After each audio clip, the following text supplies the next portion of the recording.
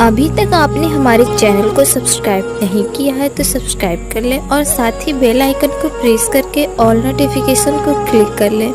इससे आपको हमारी सारी लेटेस्ट अपडेट मिलती रहेगी। पता नहीं था कि तेरे पेट में गर्भ में कोई बालक भी है कि नहीं है। उनको पता भी ऐसे ऋषि लोग पितर बनकर पितर रूप में भी प्रवेश कर जाते हैं। जो पितर टाइप होते हैं, जो अच्छी आत्माएं मर गई, वो भूत बन गई, वो भी अपने ही परिजनों के अंदर समाये रहते हैं, लेकिन वो परेशान नहीं करते हैं। और जो दुष्ट टाइप मरते हैं वो चंडाल भूत होते हैं।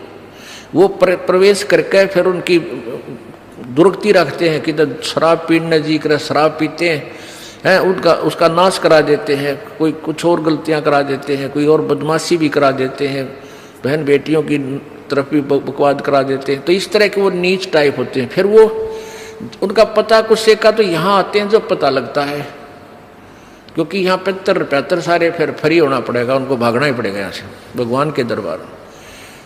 अब क्या कि जैसे एक लड़की एक बेबे नाम ले रही थी अपना परमेश्वर कबीर जी का, और यहाँ से अपने घर गई मिश्री का प्रसाद।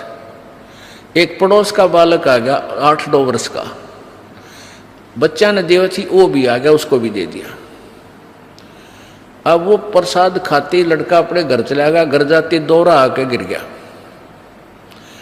अब वो पड़ोसी शर हो गए, पता नहीं इसने क्या खवा दिया हमारे बालक ताई, अर्तन मेरा छोरा मार दिया। अब वह कहने लगी, देखो वैसे तो आप कुछ भी कहो, ये इसे बालक ने मरा तो नहीं, वो फिर ठीक हो गया, लेकिन 2 घंटे के बाद होश में आया।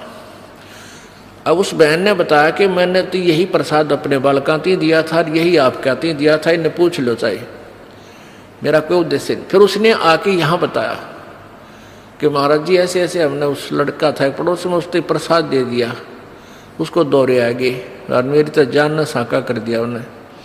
तो इसलिए हमने मना कर रखा किसी को ये प्रसाद मत दो, क्योंकि वो क्या था कारण कि वो प्रसाद देने से उसमें प्रेत विद्यमान था, उन्हीं का कोई पत्थर था, और वो प्रसाद खाने से परमात्मा की वाणी से उसमें वो चार्ज हो रहा था। प्रसाद उसी को कहते हैं।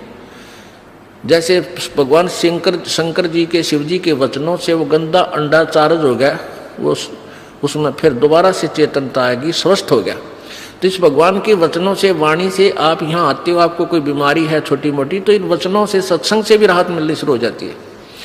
और अंदर बच्चा भी कोई ऐसा गड़बड़ वाला हो तो भी स्वस्थ होना शुरू हो जाता है।